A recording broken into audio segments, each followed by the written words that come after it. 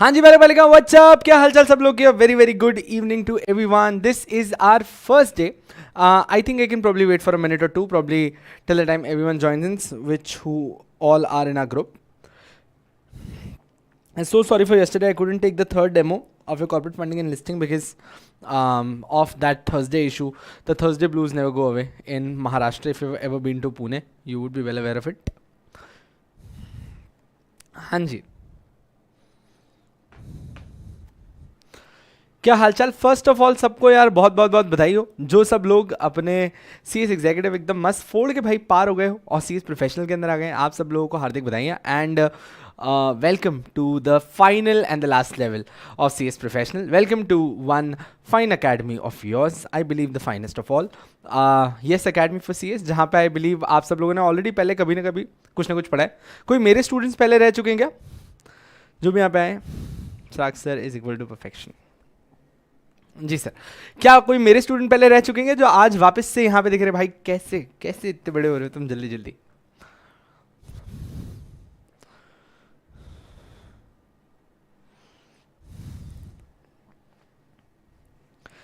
Good afternoon यार.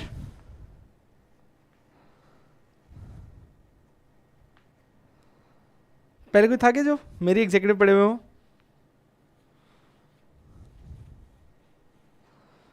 क्या बात है यार. हाय सौरभ, हाय. यस आरुषि. ओके. हाय खुशी. तो क्या भाई फाइनली चलो, आई थिंक मैं अब अपना आराम से एकदम. अच्छा, been my YouTube student that.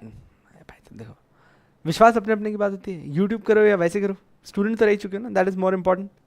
Studied EBCL from you. चलो यार, I'm glad that you guys did clear as well and you liked EBCL. बहुत सारे लोगों का फेयर होता था उस टाइम पे. अब थोड़ा सा इंट्रोडक्शन देते हैं. मैं मेरा इंट्रोडक्शन नहीं देने वाला. I don't think that is the time, because जो भी यहाँ पे आ रहा है उससे पता ही होगा. बहुत ऐसे बेसिक में एकदम अपन कट कर लेते हैं, because every one would wants to know that why would I teach this subject and why not any thing else. ठीक है, चलो एक सेकंड पहले अपन बाकी लोगों से बात कर लेते हैं. मैं एकदम बढ़िया हूँ sir. Took JGL from you. Amazing. I believe कि अच्छा ही गया होगा भाई. पास भी हो गया और वापस भी आए हैं प्रोफेशनल में, तो अच्छा ही रहा होगा पेपर आप लोग का. स्टूडेंट बन गए, यूट्यूब से रेगुलर स्टूडेंट बन गए. I believe that this YouTube has gifted me a lot. Always indebted. भाई तू बड़ा हो यूट्यूब. भाई तेरे पास एक वीडियो का कि 6 ऐड लगे, बस मेरे आगे ना लगे. तू आराम से आगे बढ़ भाई. बस भाई रोज सुपर डुपर हिट आए, सारे कमेडियन इधर ही आए, सारे टीचर इधर ही आए. भगवान करे तू बहुत तरक्की करे. ठीक,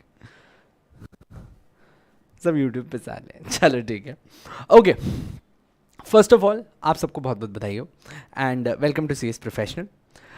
Let me introduce myself and what am I going to do with you. अच्छा, one very clear and very big announcement. If there is any confusion to this, most of you have already taken GRMC का drive. I've just got the list कि मतलब खैर max students are out there जिन लोगों ने already ले ली है and they started it up. I would just make it very clear that this is not going to be my live batch. I've come live with you for 3 days. I will be in touch with you definitely for no there's no problem in being in touch with you, but my batch for GRMC is not going to be live. I am already currently going up with my GRMC batch and which I am just about to finish in 5-7 days. वही recording आपको भी send की जा रही है जो भी लोगों ने अभी तक ऑर्डर प्लेस किया है. तो ये 3 दिन सिर्फ आपको ये बताने के लिए कि what you get in GRMC, and उसके बाद आप आराम से उसके साथ कंटिन्यू कर सकते हैं. You do not have to worry with anything. It's exactly the same and that saves your time is well. ठीक है, चलेगा. अपूर्व, कल लाइट का प्रॉब्लम था ना, मैंने इसीलिए लिखा था आपके ग्रुप पे. I am think you are not added on the group. Now let's come down to. खैर नाम मेरा आप लोग को पता है. थोड़ी सी पढ़ाई लिखाई बता देता हूँ. आई थिंक मैंने आपको पहले ही बताया होगा ये चीज़ें, क्योंकि आपने मुझसे एग्जीक्यूटिव पढ़ा हुआ है, यूट्यूब पे पढ़ा हुआ है. तो ग्रेजुएशन में पता नहीं था जीवन में क्या करना चाहिए, तो बिल्कुल वैसे ही जो सब करते हैं BCom कर लिया और MIT से ग्रेजुएशन की थी मैंने अपनी. दैट टाइम जब मैं पढ़ रहा था तब थोड़ा सा इंटरेस्ट आया कि यार लॉ बहुत ज़्यादा पसंद है. And from day one till now I am a crazy lover of law and I also love teaching law, because I think that's what I think I been created for. खुद पढ़ना और आप लोग को थोड़ा बहुत सिखाना जितना मुझे आता है. Then I went down to Symbiosis for my LLB for 3 year LLB. Been my topper of the college in second year and third year में भी काफ़ी ठीक ठाक स्कोर्स कर ही लिए थे। तो वहाँ पे एलएलबी ख़त्म किया। एलएलबी ख़त्म करते करते ऐसा लगा कि यार कॉर्पोरेट लॉ में बहुत ज़्यादा इंटरेस्ट आ रहा है, तो फिर वहीं से अपनी जो मास्टर्स थी एलएलएम वापस मैंने सिम्बायोसिस से की और वहाँ पे मैं मेरी मास्टर्स करने गया, जो मेरी स्पेसिफिकली कॉर्पोरेट लॉज के अंदर है, जिसके अंदर भी मैंने कॉर्पोरेट गवर्नेंस में ही मास्टर्स देख रहा था। मतलब कॉर्पोरेट लॉ के अंदर corporate governance was my special thesis subject, जिसके ऊपर मैंने 3 थीसिस लिखी, तीनों के तीनों अप्रूव्ड है। उसके बाद हाँ हाँ बिल्कुल कर सकते हैं। हाँ, उसके बाद जब मेरी मास्टर्स खत्म हो गई और मुझे ऐसा लगा कि मुझे कॉर्पोरेट लॉ में कुछ ज़्यादा ही दिलचस्पी आ रही है, then I went down for my PhD and obviously that is towards the end now, और उसी के ऊपर जान लगाई हुई है and that is to in my corporate laws, जिस पे मैं कॉर्पोरेट गवर्नेंस में ही थीसिस लिखता हूँ और कॉर्पोरेट गवर्नेंस को ही पढ़ता हूँ। सो आई बिलीव जो मेरा सबसे बड़ा फॉर्टे है, अगर आप देखते हैं, अगर मैं एग्जीक्यूटिव में एसबीसी पढ़ाता हूँ या फिर मैं प्रोफेशनल में गवर्नेंस पढ़ाता हूँ, तो उसके रीजंस मेरी एलएलएम और मेरी पीएचडी फाइनल्स के रीजंस के ऊपर रहती है। और जो मैं जेआईजीएल पढ़ाता हूँ और जो मैं कॉर्पोरेट फंडिंग एंड लिस्टिंग पढ़ाता हूँ, वो मैं अपनी हमेशा एलएलबी और मेरे डिप्लोमा कोर्सेज के ऊपर देता हूँ, because that's how I have entirely taken all my subjects in yes academy. तो खैर ये GRMC has always been a blissful part for me. I think खैर जीआरएमसी के बारे में आपको भी किसी ने बताया होगा that I have been the topper for LLB for LLM and मेरी थीसिस में, खैर उसमें टॉपर नहीं होता, एलएलबी एलएलएम बोथ। मेरे जीआरएमसी हमेशा मतलब ये जो गवर्नेंस का सब्जेक्ट होता है always been my favourite for many reasons. One, everyone hates this subject and that's the best part of this, that's the best part of this. When everyone hates this subject it's the best part to teach it. अच्छा, I am telling you something in really advance before you start this subject. Many people are going to say कि यार याद नहीं होता, यार बहुत लेंदी है, यार ऐसा है, यार वैसा, पता नहीं बहुत सारी चीज़ें आपके सामने आएंगी, नए नए सजेशंस आएंगे कि ये वाला पार्ट छोड़ देना, खाली इतना ही कर लेना, पास हो जाएगी, ये कर लेना, वो कर लेना, वो कर लेना। To every one of them, please covid से मास्क पहनकर और इनसे एक हाथ की दूरी बना के रखना, ठीक है? इन लोगों से भी एक हाथ की दूरी बना के रखना, इनकी बातें मत सुनना, डम बातें हैं, कभी भी बिलीव मत करना।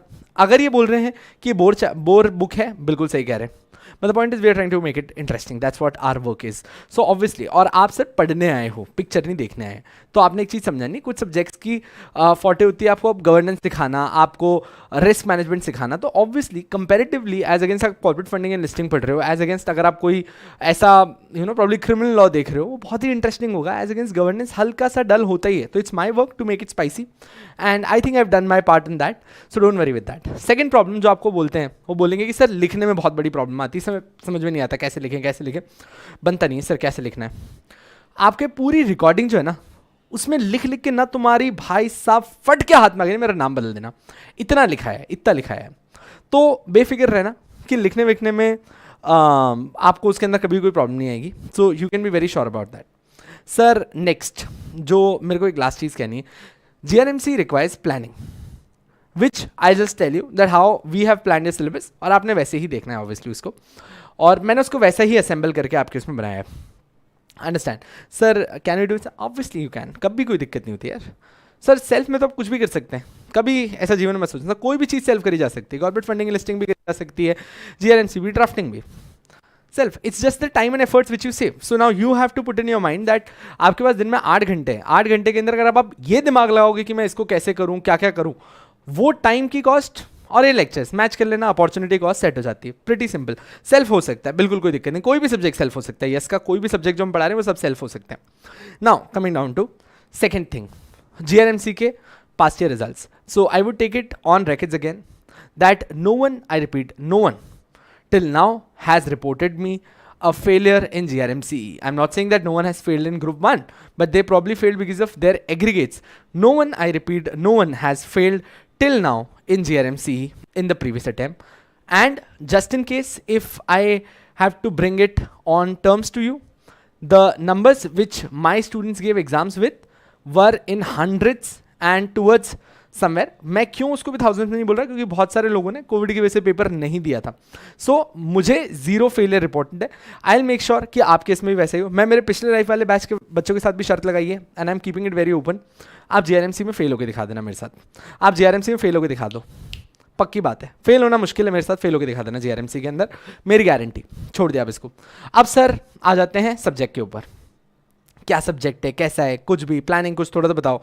चलो सर, इस टाइम। चलो भाई लोग, शुभारंभ किया जाएगा, बस आगे दे दो, जल्दी से बोल दो हाँ, and we good to start.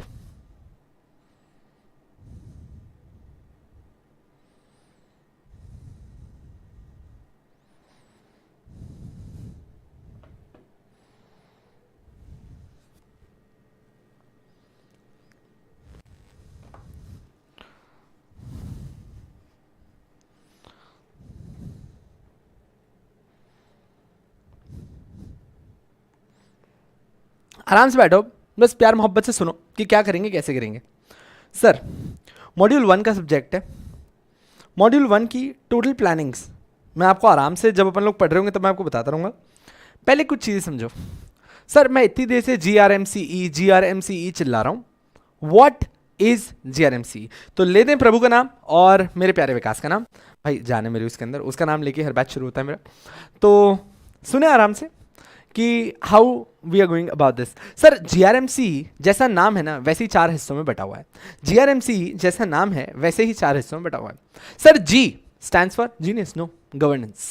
G for governance. Governance, risk management, compliances, ethics.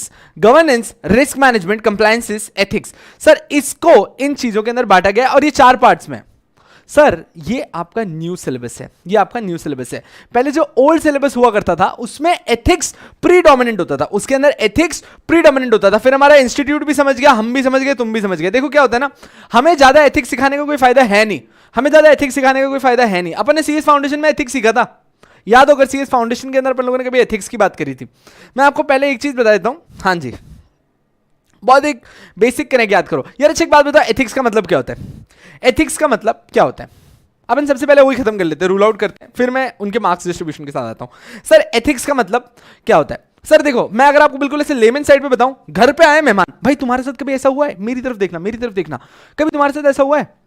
Mummy गई नहाने, पापा तो है शॉप पे या ऑफिस में, ठीक है, उसी टाइम पे कोई ऐसा अनवांटेड गेस्ट आएगा जिसकी तुम्हें कोई जरूरत नहीं थी, पर वो जबरदस्ती आके घंटी बजाएगा और तुम ना चाहते हुए भी मासूमियत से आराम से टीवी के सामने बैठे थे, पर तुम्हें अपने ये दोनों पांव इस धरती पे रखने पड़ेंगे और चलकर जाना पड़ेगा, गेट खोलना पड़ेगा, पर मम्मी शार ले रही है।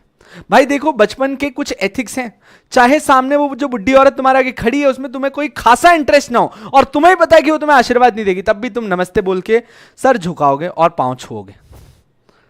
हुआ ही होगा ना, ऐसा हो ही नहीं सकता कि ये ना हो। पांव तो छूने पड़ेंगे भाई, तू क्या, तेरा बाप भी छुएगा पांव, ठीक है, क्योंकि सोसाइटी क्या कहेगी। अब तुमने कहा उस टाइम पे तुम्हारे पेरेंट्स ने तुमको ये एथिक्स सिखाए हैं, ये संस्कार हैं तुम्हारे कि क्या सही है क्या गलत है, तुम डिसाइड कर पाए। तुमने कहा चाहे कुछ भी हो जाए, तुम आगे गए, तुमने जाके पांव छुए, तुमने कहा थैंक यू आंटी। आंटी ने देखा कि चलो भाई लड़की बहुत ही बढ़िया काम कर रही है, वो बाहर जाके सोसाइटी में बताएगी कि भाई उसकी बेटी बहुत ही अच्छी, आके पांव छूती है, पानी दिया, सर बस मैं उधर ही हूं।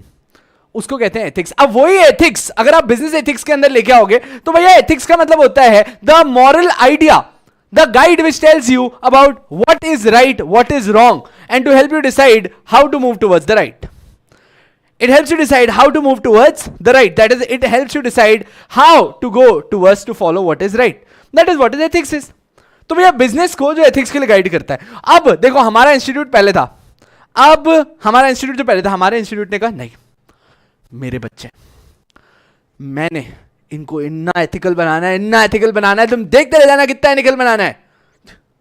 एनरॉन स्कैम, कोई बात नहीं, मेरे बच्चे हैं. सत्यम स्कैम सर, कोई बात नहीं, मेरे ऊपर फ्रीडम 251 रिंगिंग बेल स्कैम, कोई बात नहीं. एथिक्स का सिलेबस कम कर दो, ये नहीं सीख रहे हैं, ये वही कर रहे हैं जो इनको करना है. तो एथिक्स क्यों इतना ज्यादा सिखा रहे हैं अपन? इनसे अच्छा इनको गवर्नेंस सिखाते हैं कि भाई अच्छी प्रैक्टिसेस क्या होती है, क्योंकि एथिक्स गलत समझ गए, रोज बड़े बड़े स्कैम करके लेके आ जाते हैं भाई साहब. ठीक है, तो भैया यहां पे जैसे जैसे देखा हमारे इंसान ने, इंस्टीट्यूट ने कहा भैया हमारे लोग नहीं कर रहे गवर्न वो एथिक्स की कोई खासी इज्जत, 70 नंबर के एथिक्स पढ़वा रहे हैं, कोई फायदा नहीं इनका, ये नहीं सीखेंगे एथिक्स, कम करो. तो फिर इंस्टीट्यूट बैठा, सबने बात करी, इंस्टीट्यूट ने कहा क्या बोलते हो 70 नंबर से कितना कम कर दें? देख लो यार, कोई खासा फॉलो करते हैं नहीं है, तुम्हारे हिसाब से देख लेना. बोले ठीक है. तो पहले जो चीज 70 नंबर की थी अब वो 10 नंबर की हो गई है. तो इंस्टीट्यूट ने बिल्कुल सही प्लेसमेंट किया है, एथिक्स को अब 10 नंबर पे लाके छोड़ दिया. एथिक्स को कहते हैं 10 नंबर बहुत है, बोले इससे ज्यादा मत दो, ये नहीं सुधरने वाले. तो now in your governance risk management, compliances and ethics, your ethics holds 10 marks, that's it. ठीक है, तो अब सर देखो, हमारे इंस्टीट्यूट की हमेशा से एक बहुत ही बेहतरीन आदत रही है, ठीक है, उनको गैंग्स ऑफ वासीपुर बहुत पसंद है, उनको मनोज बाजपेयी बहुत पसंद है, उनको बहुत सारे ऐसे एक्टर्स बहुत पसंद है, वो पता नहीं क्यों बार बार कहते हैं तेरी क्या है लूंगा। 10 नंबर दिया है पर एथिक्स का सिलेबस उतना ही छोड़ दिया है भाई। 10 नंबर के लिए 150 पेजेस पढ़ने के लिए दे दिए, 10 नंबर के लिए 150 पेजेस पढ़ने के लिए दिए, और 150 मेरे नोट्स के कह रहा हूं, मॉड्यूल में तो ज्यादा है। 150 तो मेरे नोट्स में कह रहा हूं, मॉड्यूल में तो और ज्यादा है। कुछ नहीं कर सकते सर अपन। अब सर ये जो 10 नंबर हैं, ये बच्चा कहता है सबसे ज्यादा इरिटेट होके कि सर हम 160 पेजेस पढ़ते हैं, हम 160 पेजेस पढ़ते हैं सिर्फ 2 क्वेश्चंस के लिए, जिसके अंदर से भी कुछ चीजें तो हमको आती है, जैसे CSR एंड सस्टेनेबिलिटी हमको थोड़ा सा आइडिया आ जाता है, तो उसी से मिलते मिलते हम लोग एथिक्स, बिजनेस, सस्टेनेबिलिटी देख लेंगे, हम हमारे हिसाब से कर लेंगे सर। इस प्लान के साथ वो बच्चा तुमको बोलेगा कि एथिक्स छोड़ दो। सर समझो, एथिक्स ऑन पेपर 10 का ही दिखता है, बट इससे ज्यादा वैल्यू लेके आ जाता है पेपर के अंदर। क्यों? क्योंकि इससे मिलता जुलता बहुत पार्ट आपको थोड़ा ऊपर गवर्नेंस में मिलेगा। तो ये लोग क्या करते हैं, इधर से थोड़ा मसाला उठा के गवर्नेंस में पूछने की कोशिश करते हैं। तो इसीलिए जो लोग तुमको ये सजेस्ट करते हैं कि एथिक्स मत करना, गलत है। मत मानना उनकी बात, मत मानना उनकी बात, डुबाएंगे साले, ठीक है ना। ये वही अंदर के वो लोग हैं जो तुम्हें डाइट नहीं करने दे रहे हैं, ये वही लोग हैं जो तुम्हें जिम नहीं जाने दे रहे हैं, इनकी बात मत मानना, एथिक्स करेंगे अपन। अच्छा सर, एथिक्स के लिए हमने क्या कर रखा है बेटर, जो मैंने आपके लिए ऑलरेडी एथिक्स में रिकॉर्ड कर दिया और बेटर तैयार करके दे दिया। Very simple, very easy. मैंने एथिक्स को भी रिकॉर्ड किया, आपके उसमें सीक्वेंस में डाला है, बीच बीच में एथिक्स प्लॉटेड है। सर एक बहुत बेसिक चीज़ ध्यान रखना, मैंने उसमें जो सिर्फ इंपॉर्टेंट है पहले वो कराया है और फिर बाकी सब कुछ पढ़ाया है। तो क्या होगा कि आप आराम से पहले लेक्चर देखें, जो अपना बहुत इंपॉर्टेंट है वो देख लिया, एग्जाम टाइम पे भी खाली लेक्चर का स्टार्ट ही देखना, वहां पे मैंने बता रखा है क्या क्या क्या क्या पढ़ना है, वो पढ़ना और खत्म, वापस से पढ़ने की जरूरत नहीं है। एथिक्स को अपन लोगों ने कोई बहुत ज़्यादा टाइम भी नहीं दिया है, मैंने आपका पूरा एथिक्स 10 से 12 घंटे में करवा देना है आराम से, जो उसमें अंदर पूरा ड्राइव में अपलोडेड रहेगा। तो 10 से 12 घंटे में सब कुछ हो जाएगा, आपका सब कुछ हो जाएगा, you don't have to see that again anything, और आपके 10 नंबर आपकी जेब में होंगे, ठीक है। हाँ जी, बस बहुत ही बढ़िया। तो ये मेरी तरफ से ये एथिक्स वाला इस तरीके का इलाज है, जिसमें आपको कुछ सोचने की जरूरत नहीं है। 10 नंबर है सर। वापस से आपकी बुक का नाम बोलते हैं, governance, risk management, compliances, ethics. Ethics is done. Now they have 4 parts.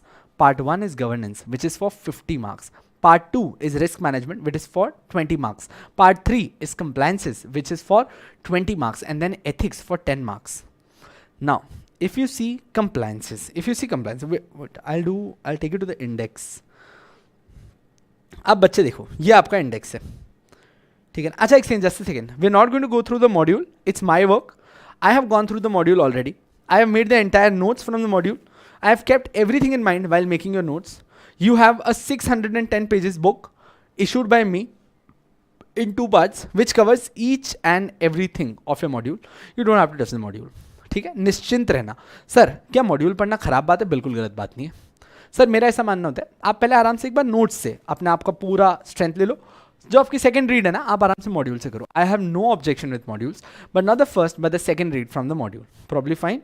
So this is our approach, do not jump it off from this. आ जाइए सर। अब एथिक्स में दोस्त अपने को 3 चैप्टर्स पढ़ने, जो है एथिक्स एंड बिजनेस, उसके बाद आता है आपका CSR and sustainability, and then आता है आपका anti corruption and anti bribery laws. ये 3 मिलके आपको 10 नंबर देते हैं, जिसमें से एक क्वेश्चन शॉर्ट है, मतलब नाम बदल देना, anti corruption anti bribery loss से आएगा। एक क्वेश्चन वहीं से आता है, कोई सवाल नहीं है, बस आना ही है, डन है, ठीक है। अब 5 नंबर के लिए तुम्हारे सामने 100 पेजेस है, ethics and business, CSR and sustainability. अब सर समझना एक बात, गवर्नेंस के पेपर में कोई माइकल आल 100 नंबर अटेम्प्ट नहीं कर सकता। पेपर होते हैं जबरदस्त लेंदी सर, 60-70 पार कर गए आप ऑल इंडिया टॉपर की तरफ हो, ठीक है। 100 का 100 नंबर का पेपर अटेम्प्ट नहीं होता। ये निश्चित है कि आप 90, आप बेहतरीन थे 95, और अगर आप कोई बहुत ही एक्स्ट्रा ऑर्डिनरी वीरू सहस्त्र बुद्धे हो तो आप 100 नंबर अटेम्प्ट करोगे, वरना आप 90 से 100 के बीच में कहीं जंप कर रहे होगे, ठीक है। 90 नंबर अटेम्प्ट हो जाएगा, 90 से 100 के बीच में। रियलिटी की बात कर रहे हैं, आलतू फालतू ओवर कमिटमेंट्स करना डूबने वाली बातें मत करो। ये 90 से 100, 90 तक टच करोगे, बाकी 10 नंबर तुम्हारी रफ्तार के ऊपर है, कितने अच्छे लिखते हो तुम, ठीक से। तो सर क्यों नहीं आप इस 10 नंबर को रिस्क पे भी रखना है तो कौन सा, पार्ट डी रिस्क पे रखेंगे अपन। तो हम पढ़ के पूरा जाएंगे, हम पढ़ के पूरा जाएंगे, पर हम पार्ट डी को रिस्क पे रखेंगे और पार्ट ए बी सी पे अटैक करेंगे, पार्ट ए बी सी पे अटैक करेंगे, डी को रिस्क पे छोड़ेंगे। टाइम बच गया तो अपन इसको पूरी तरीके से कंप्लीट करने की कोशिश करेंगे, नहीं बचा तो एक क्वेश्चन वो जाएगा जो हमने सबसे कम प्रिपेयर किया है। इसीलिए आपके एंटायर पोर्शंस में मैंने पार्ट डी को सबसे मिनिमलिस्टिक वे में कराया है ताकि आपके ऊपर बहुत ज्यादा प्रेशर भी ना आए, और अगर तुम विहितु सहस्त्र बुद्धे हो तो तुम्हारी अचीवमेंट्स में कोई रोक भी ना है। Got the idea of D, got the idea for D. I am pretty much sure about how we go about this now sir. Compliances में 2 चैप्टर है सर, 10-10 नंबर के चैप्टर हैं, इंटरनल कंट्रोल और रिपोर्टिंग। 10-10 नंबर के chapters हैं। Internal control के अंदर ये आपको सिखाएगा इंटरनल ऑडिट क्या होता है, इंटरनल चेक क्या होता है, और किस तरीके से एक एंटरप्राइज कंट्रोल करती है अपने इंटरनल एनवायरनमेंट को बाहर की दुनिया से लड़ने के लिए। साथ ही साथ में आपको इन्होंने रिपोर्टिंग का चैप्टर दिया है। तो ये किसका पार्ट बन जाता है, आपके कंप्लायंसेस का पार्ट बन जाता है। ये किसका पार्ट बन जाता है, आपके कंप्लायंसेस का पार्ट बन जाता है। ठीक सर, तो 2 चैप्टर्स हो गए आपके, pretty simple, pretty easy. Part D 3 chapters 10 घंटे के अंदर खत्म करेंगे। कंप्लायंसेस में इंटरनल कंट्रोल और रिपोर्टिंग, इंटरनल कंट्रोल और रिपोर्टिंग। सर 20 नंबर हलवे की तरह आते हैं, हलवे की तरह आते हैं, हाथ के हैं चैप्टर्स, इतने इजी चैप्टर्स हैं, इतने प्यारे चैप्टर्स हैं। मैं आपको ऑब्वियसली इसका भी कोर्स कंटेंट दिखाता हूँ, बहुत हलवे चैप्टर्स, बहुत मजा आएगा। ये कंप्लायंसेस है। अच्छा, एज अ कंपनी सेक्रेटरी ये आपका सबसे बड़ा काम है actually, to report, to comply, to report and to comply. तो इन चैप्टर्स पे हमने बहुत डिटेल में ध्यान दिया, बहुत ज्यादा एक्सटेंसिव डिस्कशंस किए, तो आपको उसके अंदर कोई तकलीफ नहीं आएगी, बेहिसाब निश्चिंत रहना, कोई तकलीफ नहीं है कंप्लायंसेस के अंदर। Then you went ahead with risk management. Sir risk management, आप सर रिस्क मैनेजमेंट की जब बात करते हैं तो मुझे ना पहले वो मैनेजमेंट याद आता है। सर अपने कभी फाउंडेशन में पढ़ा था कि मैनेजमेंट में आप पहले प्लानिंग करते हो, फिर आप भाई साहब पूरी तैयारी करते हो, और आखिरी में आप मॉनिटर करते हो जाके। सर जब मैं कहता हूँ ना आपके सामने risk management, it's a very big term. So risk management signifies identifying the risk. सबसे पहले यू आइडेंटिफाई द रिस्क कि क्या रिस्क आपके ऊपर आ रहा है। सर इज आइडेंटिफाइंग इनफ, और सर अब उसे हम एनालाइज करना स्टार्ट करें। फिर सर आप एनालाइज करते हो उस रिस्क को, ठीक है। फिर सर आप उसको क्या करते हो, एनालाइज करते हो उस रिस्क को कि भैया किस तरीके का रिस्क है, ये अवॉइडेबल है, अनअवॉइडेबल है, अगर आ गया तो क्या होगा। फिर इवैल्यूएट करते हो। इवैल्यूएट करने का मतलब क्या, कितना नुकसान मैं खाने वाला हूं इस रिस्क से, और लास्ट में आप उसको मिटिगेट करने की कोशिश करते हो। लास्ट में आप उसको क्या करते हो, मिटिगेट करने की कोशिश करते हो। तो रिस्क मैनेजमेंट आपको सिखाता है कि रिस्क एनालाइज कैसे किया जाता है, कि अच्छा सॉरी रिस्क आइडेंटिफाई कैसे किया जाता है। सर सबसे पहली स्टेज होती है रिस्क आइडेंटिफिकेशन की, सबसे पहली स्टेज होती है रिस्क आइडेंटिफिकेशन की, एंड अगर उसमें आपने कोई भी गलती कर दी, पूरा रिस्क मैनेजमेंट फेल हो जाएगा, पूरा रिस्क मैनेजमेंट फेल हो जाएगा। सर इसमें एक बहुत ही अच्छी सी केस स्टडीज भी हैं, मतलब बहुत सारी केस स्टडीज हैं जहां पे मैं आपको एक फेलियर की केस स्टडी बता सकता हूं और एक सक्सेस की केस स्टडी भी बता सकता हूं। सर आपके नोट सफिशिएंट है क्या, बेहिसाब छोड़ दो आराम से मुझ पे, ठीक है। पहले भी मुझसे पढ़ा हुआ है, आज भी मुझसे पढ़ रहे हो, निश्चिंत रहो, कोई प्रॉब्लम नहीं आएगी, ठीक है। I would never vouch until I am sure. चलिए सर आ जाते हैं वापस से। Way we were talking about this risk management. अच्छा सर आप देखें, अपन सबसे पहले एक फेल ही एकदम किस तरीके से फेल हुआ और कैसे उनका आरएम फेल हुआ, Nokia. You see a case Nokia, I think आप इसके यहां पे ना पहले मिनट से आइडेंटिफाई कर सकते हो। अच्छा Nokia being the market leaders at times, being the market leader at time, मतलब भाई साहब मोबाइल बोले तो नोकिया, ठीक है ना। आप लोग मोबाइल नहीं बोलते, पापा का नोकिया है भाई, पूरा इंडिया सिर्फ नोकिया लेता था, वो फोन का उस टाइम का पीक था। Every time they were the first movers, every time they were the first movers. वो मतलब कुछ भी दें वो लेना ही है, उस टाइम पे जो आया वो लेना है, सपना था लोगों का। मतलब एप्पल छोटा, वो नोकिया था, मतलब इंडिया का एप्पल तो नोकिया ही था। You have to agree with this. But sir what happened, when did their downfall started, when the Android OS came up. But acha, do you know, I think everyone knows it because it's the internet era, that the first offer of Android was offered to Nokia, and the Nokia phone company said that India is not ready for Android and it is not required, it's a big fail. And they continued their Symbian edition phones.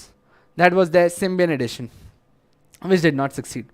Sir, the first problem which I could identify was the change in the demand, but which was never seen by Nokia. They never identified that their competitors have shifted their product, and now they're no more competing with Nokia. Now they are competing with each other. Nokia is just now a phone which is durable and reliable. But now did they identify कि sir वो पहले का time था जब पापा phone खरीदते तब 5-5 6-6 साल चलाते थे. दे invested into quality, but the point was people were not looking for a phone for 6 years. They never identified it. They invested into the build.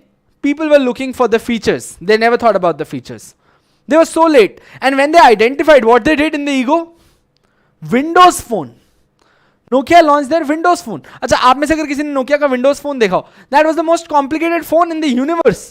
भाई साहब, उसके बाद मैंने Windows यूज नहीं करी, मैं Apple यूज करने लग गया, इतना ज्यादा. So now you have to identify. They never identified the problem. They identified the problem at a very later stage, जब तक वो बहुत close आ चुकी थी.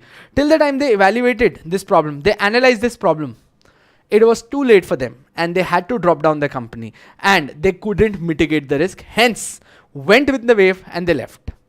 Now currently they are reviving with Microsoft again, but it's a dream now. It's a dream to get revived and come back where they were, and I believe it's a dream which is never going to, come into existence, mostly the way we see the world around growing right now. So it's really difficult. So clear fail of risk management. Never identified, never analyzed, never evaluated. A successful case. ITC. Sir आप ITC की case study देखना. सो अब ITC की बहुत ही प्यारी सी case study है. इन लोगों ने ना, इनको पानी बहुत ज़्यादा लगता है. ITC, the Indian tobacco company, requires water on the most aggressive level, and they saw the depleting water levels in India. They have centers across in India. They have 36 centers. ठीक है, और उसमें बहुत सारी जगहें थी जहाँ पे पानी की कमी आने ही वाली थी, और अगर पानी की कमी आएगी तो सर पानी उनके लिए बहुत सारी जगहों पे ज़रूरी था. वर्कर्स को मेंटेन करने के लिए, क्लीनलीनेस रखने के लिए, प्रोडक्शन के लिए, हर चीज़ के लिए बहुत ज़रूरी था, जहाँ वो लोग मिस आउट कर रहे थे. सो ITC analysed it very early and that's really good. आप कभी सर्च करके देखना इस पे. तो दे एनालाइज्ड इट वेरी फास्ट. ठीक है, सेम ऐसा विप्रो का भी केस है. इन दोनों पे ही ऐसे केसेस थे, but they analysed it very fast. This side water scarcity है, कुछ करना पड़ेगा. So they analyse the risk. Now they evaluated it. ठीक है, एनालाइज करके इवैल्यूएट किया उस रिस्क को. आइडेंटिफाई हो गया था रिस्क कि वाटर स्कैर्सिटी का रिस्क आ रहा है. एनालाइज किया, इवैल्यूएट किया, और इवैल्यूएट करके उनको समझ में आया कि that if they do not countermand right now their water scarcity risk, this is for sure that in the next 6 years they're going to face this problem, this problem, this problem. This problem में क्या क्या था? I'm so sorry. Their production is going to go on hold. Their workers would not be getting sufficient water for them. This might lead to incomplete projects, because of which litigations could be seen, drop in profits, market reputation, and n number other factors which they saw just because of water. And they started mitigating it, the last step of risk management. Obviously they say risk mitigation is the last stage, but I believe इसके बाद risk monitoring भी आता है, which is not theoretically said, but आता है. Risk mitigation, sir आप जब risk mitigation में गए, so what they did, they identified, they've analyzed, they've evaluated, now mitigating plans. So what they did, उन लोगों ने हर जगह पे वाटर हार्वेस्टिंग स्टार्ट कर दिया, हर जगह पे वाटर स्टोरेज स्टार्ट कर दिया. उन लोगों ने अपनी सारी टेक्नोलॉजीज अपडेट करी, जहां पे पानी बच सकता है उतना पानी बचाएंगे, चाहे कुछ भी हो जाए.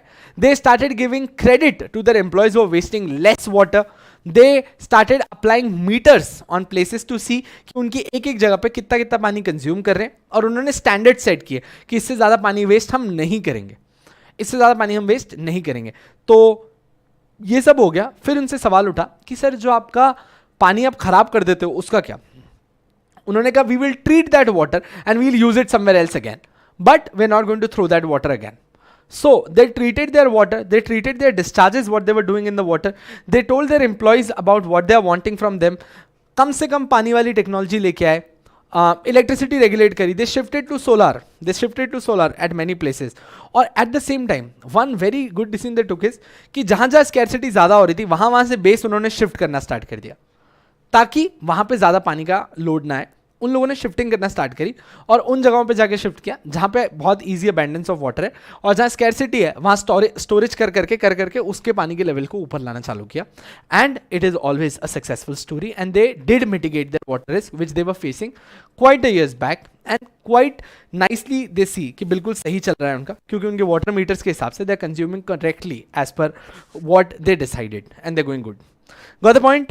This is all about your risk management जो अपन इस चैप्टर के अंदर पढ़ने वाले. मल्टीपल केस स्टडीज है, ऑलरेडी चैप्टर पढ़ा दिया है तो बहुत मजा आएगा आप लोग को उसके अंदर. जी सरकार, क्या यहाँ तक are we well versed with your chapter? I am sorry, your book. So now sir, 50 number का पोर्शन समझा दिया आपको मैंने. एक तरफ है गवर्नेंस, एक तरफ बाकी के 3.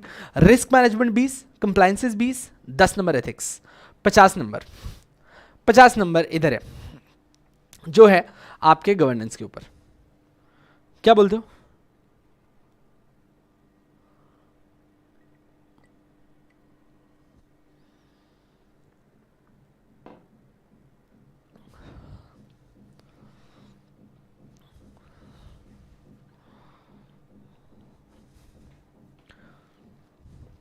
हाँ जी. उसके बाद आपके बुक का लास्ट पार्ट होता है गवर्नेंस. सर, जो पहले कम नंबर के लिए रहता था अब वो ज़्यादा नंबर के लिए होता है, जो पहले ज़्यादा नंबर के लिए था अब बहुत कम नंबर के लिए. अब गवर्नेंस इस बुक का मेजर स्टेक होल्डर है. ठीक है, ये मेजॉरिटी है. So it's majority versus minority. ठीक, governance is majority, the rest 3 are minorities. 20-20, 10, 50 ऐसी हालत है. तो सर अब आपका गवर्नेंस आ जाता है. अब सर गवर्नेंस एकदम ऐसा, एकदम नस खोल देने वाला. इसमें इन लोगों ने, अगर आप ढंग से देखें तो इन्होंने क्या कोशिश करी है, इन्होंने गवर्नेंस को हर पर्सपेक्टिव में समझाने की कोशिश करी. इन्होंने बोला sir what is good governance, why are we learning good governance only as per India. अच्छा एक सेकेंड, अपन अभी क्रिटिसाइज करेंगे. देखो, क्रिटिसाइज करना कंस्ट्रक्टिव डेमोक्रेसी का हिस्सा है. क्रिटिसाइज करना, हम क्रिटिसाइज करेंगे. सर पहली बात मेरे को नहीं समझ में आता कि क्यों आपको इंटरनेशनल गवर्नेंस सिखाना है. मतलब जापानीज लोग अपने इंस्टीट्यूशनल इन्वेस्टर्स को गवर्नेंस के लिए क्या बोल रहे हैं, उससे मैं क्या करूं, क्योंकि हम उनको फॉलो नहीं करते. ठीक है, आपने यूके का स्टीवर्डशिप कोड बताया, मैं माना. आपने ओईसीडी प्रिंसिपल्स बताए, मैं माना. मुझे समझ में आता है कि सर ये इंडिया में कहीं रेलेवेंस रखते हैं. बट सर इस पार्ट में ऐसी बहुत सारी चीजें जो अगर नहीं भी होती तो कोई खासा फर्क नहीं आता, कोई खासा फर्क नहीं आता. जैसे कि उन लोगों ने आपको बताया है कि भैया फिनिश कोड क्या कहता है. फिनिश कोड मींस फिनलैंड का कोड. फिनलैंड में कॉर्पोरेट गवर्नेंस के लिए वो क्या कहते हैं. जापानीज कोड क्या कह रहा है, उन्होंने बताया.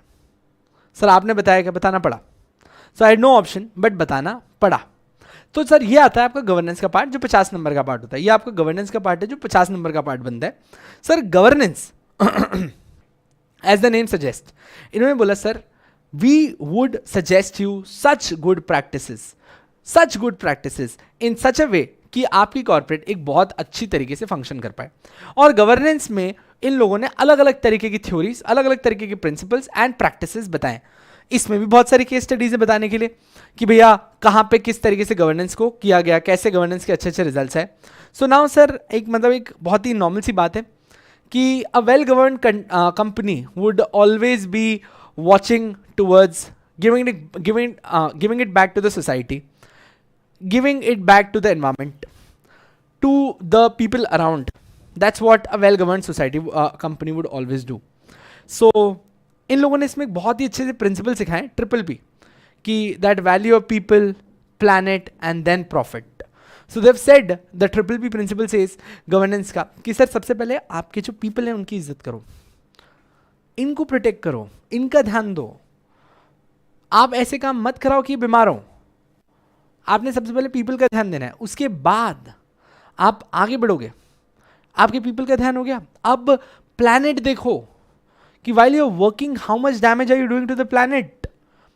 अगर आपने पीपल का भी ध्यान रखा, प्लैनेट, उसके बाद we understand that for a continuing functioning you also need profits. We are not denying it. So it's a three-way process: people, planet, profit. People, planet, profit. And that's how this entire functions. That's how this entire functions. ये है आपका people, plan, profit. ये governance है. अब देखो governance में इन लोगों ने क्या किया, पहले दो जो चैप्टर दिए वहां पे इन लोगों ने conceptual framework of corporate governance बताया और दूसरे के अंदर लेजिस्लेटिव फ्रेमवर्क बताया. मतलब कौन से अलग अलग लॉज हैं जिस पे अपन लोग कॉर्पोरेट गवर्नेंस फॉलो कर रहे हैं और अलग अलग कंसेप्ट्स, यूके क्या कहता है, यूएस में किस तरीके का ट्रेंड है, सारी कंट्रीज के कोड्स बताए इन लोगों ने.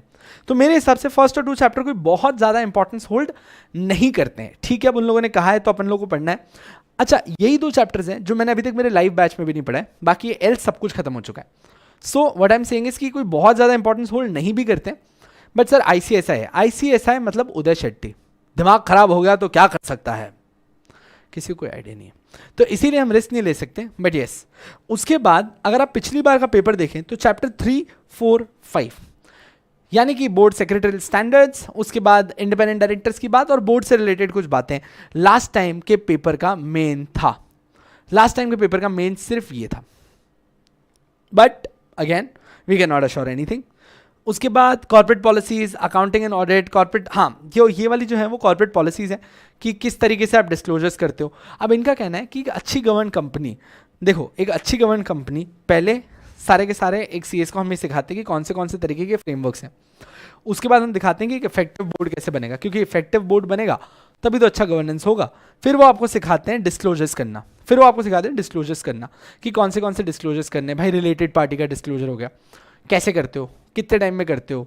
आप लोगों ने CSR किया, उसका डिस्क्लोजर हो गया. टॉप 500 लिस्टेड कंपनीज के तो डिस्क्लोजर सबसे ज़्यादा हैं, उसके ऊपर बात करेंगे. फिर ये accounting, audit, RPT and vigil mechanism के ऊपर बताएंगे कि सर अकाउंटिंग स्टैंडर्ड्स होते हैं, एक होता है IND-AS और दूसरे होते हैं आपके ऑर्डिनरी अकाउंटिंग स्टैंडर्ड्स. तो कौन सी कंपनी को IND-AS में डिस्क्लोजर्स करने हैं, कौन से को नॉर्मल AS में डिस्क्लोज करना है, ऑडिट के मतलब इंटरनल ऑडिट किसको करवाना है, कैसे करवाना है, वगैरह वगैरह इस चैप्टर के अंदर है. फिर ये आपको आखिरी 3 में सिखा रहे हैं corporate governance and share holders. मतलब कॉर्पोरेट गवर्नेंस की अच्छी प्रैक्टिस से आप अपने शेयर होल्डर्स के राइट्स कैसे प्रोटेक्ट कर रहे हो. फिर कॉर्पोरेट गवर्नेंस एंड उसकी अच्छी प्रैक्टिसेस से आप अपने स्टेक होल्डर्स को कैसे प्रोटेक्ट कर रहे हो. Then corporate governance and compliance risk, जो आप यहाँ पे पार्ट 3 में कंप्लायंसेस के बारे में पढ़ के आओगे. गवर्नेंस और कैसे गवर्नेंस का इस्तेमाल करके आप कंप्लायंस रिस्क अवॉइड कर सकते हैं. एंड लास्ट है आपका कॉर्पोरेट गवर्नेंस फोरम्स, ICSI का फोरम और भी इंटरनेशनल फोरम्स जहाँ पे कॉर्पोरेट गवर्नेंस के ऊपर बात होती है, वो इन लोगों ने यहाँ पे बताया. This constitutes your 50 marks. So all in all 50 number आपका गवर्नेंस. चलिए आपको आपकी बुक भी दिखा देते हैं. Yes, so here you have your small little book. ठीक है, 17 चैप्टर्स पे आपकी मासूम सी बुक बनी हुई. तो अगर आप देखें तो यहाँ पे ये जो चैप्टर्स हैं ये 50 मार्क्स के लिए, ये अलोन 20 मार्क के लिए, ये 2 20 मार्क के लिए और ये 3 10 मार्क्स के लिए has been set for you. ठीक है, तो मेरे हिसाब से एक मोटा मोटा आपको अपना गवर्नेंस का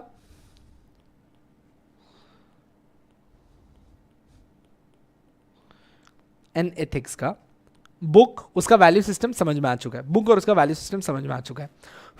सर कुछ चीज़ें जो बहुत ही क्लियर कर लेते हैं. Sir do we need to write lengthy answers because it's now governance? No, there's nothing called lengthy answers. 1 page, worst 1.5, that's the highest. इससे ज़्यादा तो अपन उम्मीद भी नहीं कर रहे. ठीक है, इससे ज़्यादा अपन उम्मीद भी नहीं कर रहे.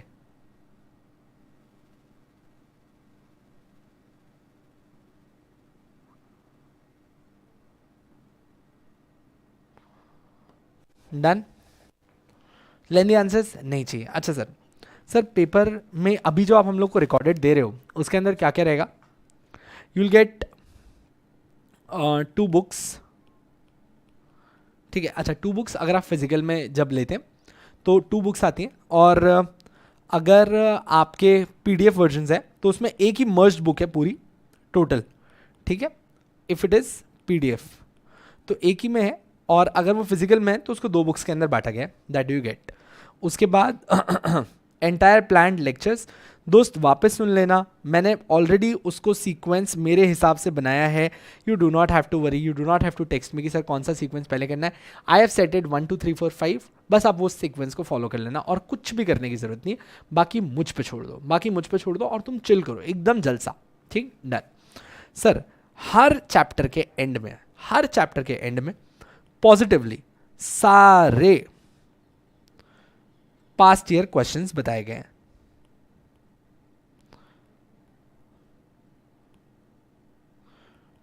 ठीक है, सारे पास्ट ईयर क्वेश्चंस बताए गए, और जो मेरी तरफ से इस बार के अटेम्प्ट के लिए मोस्ट इंपॉर्टेंट क्वेश्चंस हैं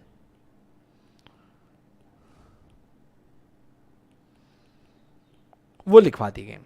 जो भी मोस्ट इंपॉर्टेंट क्वेश्चन है वो सारे मैंने लिखा के दिए। जहां जरूरत पड़ी है वहां पे अपन ने पूरी आंसर राइटिंग करी है। सर इस एंटायर पोर्शन ऑफ जीआरएमसी के अंदर आप मेरे से ऐसे हाथ पे गारंटी लिख लेना, आपके पूरे 2 लेंदी हैवी रजिस्टर्स फुल होंगे। इतना लिखाया है, इतना लिखाया है, लिख लिख के थक जाओगे, लिख लिख के थक जाओगे, बट उसकी जरूरत है, क्योंकि जीआरएमसी के अंदर सबसे बड़ा प्रॉब्लम आता है एंड में आके, that you are unable to write answers, you are unable to show it down. तो मैंने जो भी इंपॉर्टेंट कंसेप्ट है ना उन सबको लिखाया है। सो अब निश्चिंत रहिए, आराम से रहिए, एकदम चिल मारने का, कभी मतलब 1 मिनट भी सोचने की जरूरत नहीं पड़ेगी तुमको, मेरे ऊपर छोड़ देना इस चीज को। So I hope we are very clear with this. क्या बोलते public? Answer writing covered, done है, ठीक है, ओके। नाउ अब इसके बाद once you done watching this, अभी इस बार के बैच के लिए मैं कुछ प्रीवियस पेपर्स का एक पेपर राउंड स्टार्ट कर रहा हूं, जिसके अंदर हम पिछले 4 अटेम्प्ट सॉल्व करेंगे, जो 4 अटेम्प्ट मैं इनको सॉल्व करवा रहा हूं, उनके सेम वीडियोस आपके पास भी आ जाएंगे, ठीक है। तो by that you get a lot of confidence that how to appear and how to write, ठीक है। I will make them write these answers, ठीक है एकदम। थैंक यू सो मच यार भाई। अभी फिर तेरे को मेरी टीचिंग अच्छी लगती है, मॉडलिंग में कैसे जाएगा भाई, समझना, मेरे को पढ़ाने का है। बोलो sir, everyone around,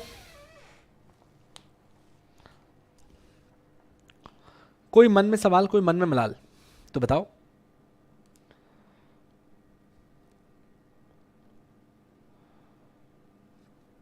So that's what your 100 marks portion looks like.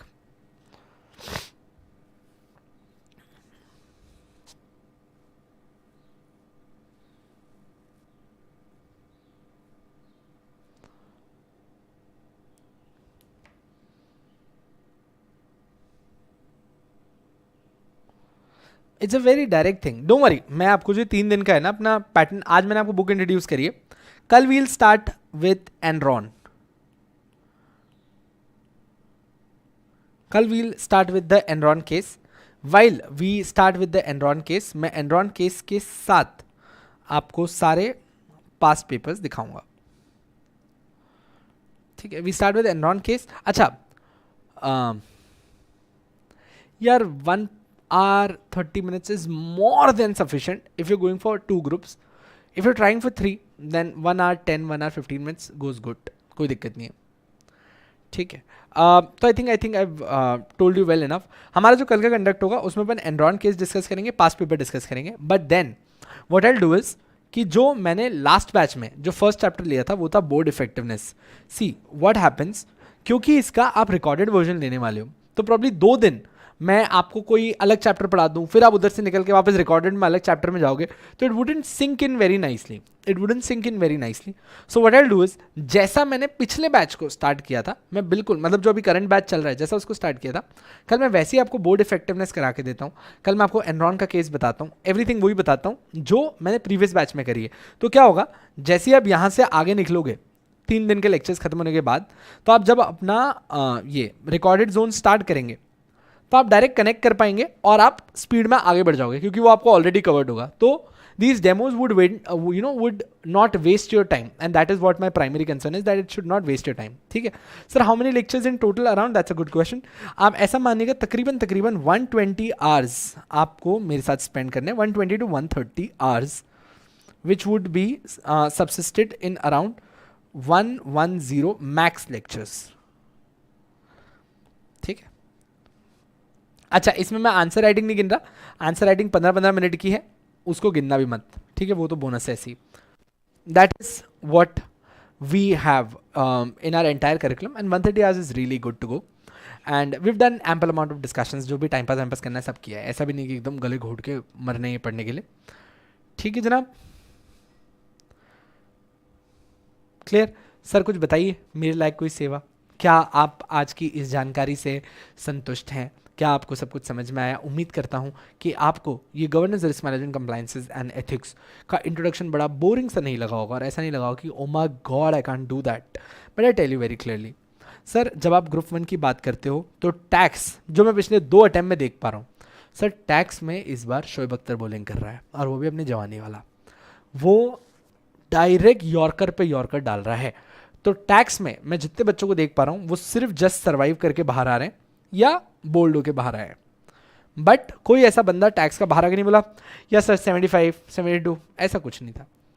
और जिस तरीके से टैक्स चल रहा है, आई फियर कि ये लगातार ऐसे ही चलता रहेगा. तो यू हैव टू अंडरस्टैंड कि कभी कभार कुछ चीज़ों को ज़्यादा भी उंगली नहीं करनी चाहिए. आप अपने टैक्स में पूरा जोर लगाओ जैसा आपको सही लगता है. Obviously Vipul sir is going to be the best mentor around. Sir tax में जितना जोर लगा लो, पर याद रखना major failure in group 1 is not subject failing. Major failing in group 1 is aggregate. मैं बार बार बोल रहा हूं, आकांक्षा कुछ भी नहीं करना, बस नोट्स, दैट्स इट. ठीक है sir, major failing, I am repeating, major failing is not group subject failure, it's the aggregate which takes you down. तो ग्रुप 1 में एक ही गुरु मंत्र है दैट योर, अगर मान लो कि टैक्स का पेपर वापस से टफ आता है, या टैक्स में लोग कभी क्या करते हैं, हद से ज़्यादा थ्योरी पूछ देते हैं, कभी हद से हैवी प्रैक्टिकल्स पूछ देते हैं, but they are doing sometime कुछ ना कुछ unreasonable which is not justified. ठीक है, तो आपका planning should be first to hit it bad from GRMC and cover it back with drafting. So मतलब सर आपका अगर एम है कि अपन लोगों ने इस ग्रुप को बहुत इजीली निकालना है और स्विफ्टली निकालना है, तो आप लोगों ने सर कुछ भी हो जाए, कुछ भी हो जाए, इन दोनों में से किसी एक पे एग्जेम्पशन मारना पड़ेगा. आप चॉइस कर लो कि आपको किस में एग्जेम्पशन मारना है, पर एक में, 2 में मारो, भगवान तुम्हारा भला करे, पर इन दोनों में से किसी एक में एग्जेम्पशन चाहिए. देखो मेरा लॉजिक बहुत क्लियर है सर, आप किसी एक में एग्जेम्पशन मारोगे मतलब आप कुछ 60 मार्क्स लेके आओगे. ठीक है,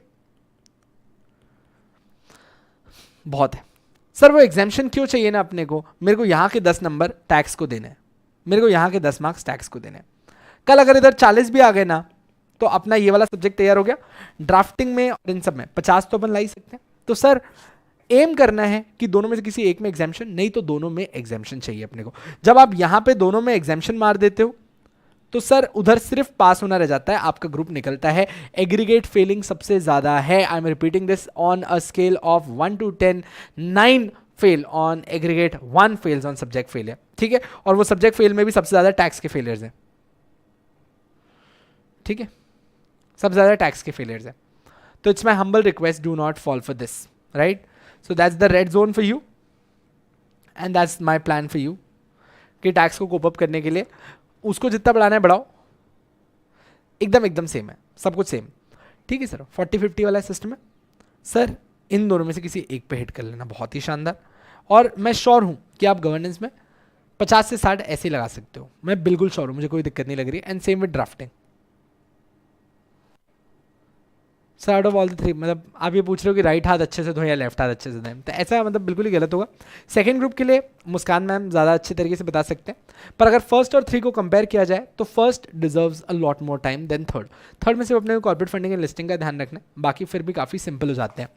so probably the most heavy part is your group 1 and since you giving group 1, तो मेजर फोकस ऑब्वियसली ग्रुप 1 पे रखना है, क्योंकि इसमें टैक्स आ जाता है, लेंदी GRMC आ जाता है, and drafting is something which would actually you know be there when you working, तो बड़े शिद्दत दिल से सीखना। और उसमें तो विकास वोरा से अच्छा कोई इंसान ही नहीं हो सकता भाई साहब। शर्त लग गई लाख लाख रुपए की, कोई उसके आसपास भी आके दिखाते ड्राफ्टिंग के अंदर, नेक्स्ट लेवल आदमी यार वो ड्राफ्टिंग में।